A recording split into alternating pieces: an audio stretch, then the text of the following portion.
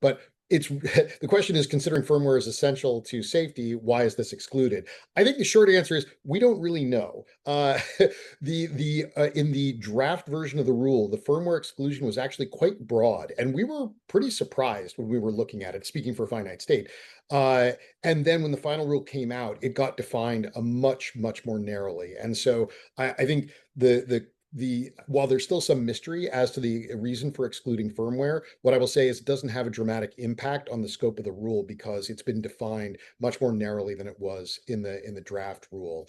Matt, do you want to comment on Yeah. that quickly before we turn Yeah, to I would legacy? say Eric is spot on here. When the draft came out, the rule was the firmware definition, which is an exclusion. It explicitly carves out firmware as not being covered. That definition at the outset of the draft was broad enough that you could cover things like even potentially drivers that are inside of a Linux kernel, even possibly an entire Linux operating system if it was just designed for that particular hardware. It was a pretty broad definition. The definition, the text itself has not changed from the draft. They define firmware as software that is specifically programmed for a hardware device with a primary purpose of directly controlling, configuring, and communicating with that hardware device. But what they did was they added definitions around examples around it that said to explain what is not firmware. And they did include things like system software operating systems, for example. They included things like drivers that are not specifically firmware. So really where, our view of this is right now is that we're talking about primarily like the bootloaders and very tiny embedded firmware that might be resident in that device itself that is excluded. Everything else that is really doing any functionality with respect to like communications, protocols, um, higher level operating systems, applications that are facilitating communications, those are all in scope. Thank you.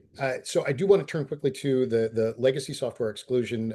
In particular, it also represents or reflects a change from the draft rule to the final rule. The draft rule did not include this exclusion, but I think in a nod to the short timelines and the potential disruption to supply chains, Commerce added an exclusion for legacy software. And let me just turn quickly to Christian to explain what that is and how it works.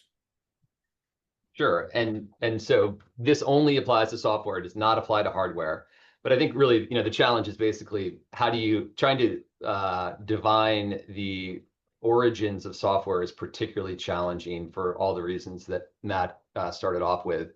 And because of that, and because of the short timeline, this legacy software carve-out was included, which basically says that you could have covered software that is linked to China.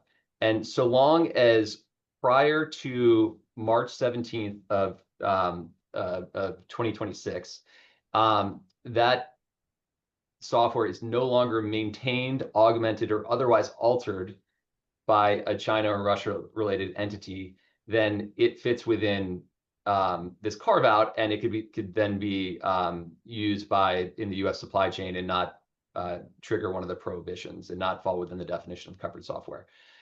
That's creating, there's a lot of interest in that and a lot of questions about what needs to be done ahead of time, to either restructure a supply chain, within an organization, say that all the software was in the organization, you can figure out how to, set up your supply chain and your software maintenance and work on that within a company.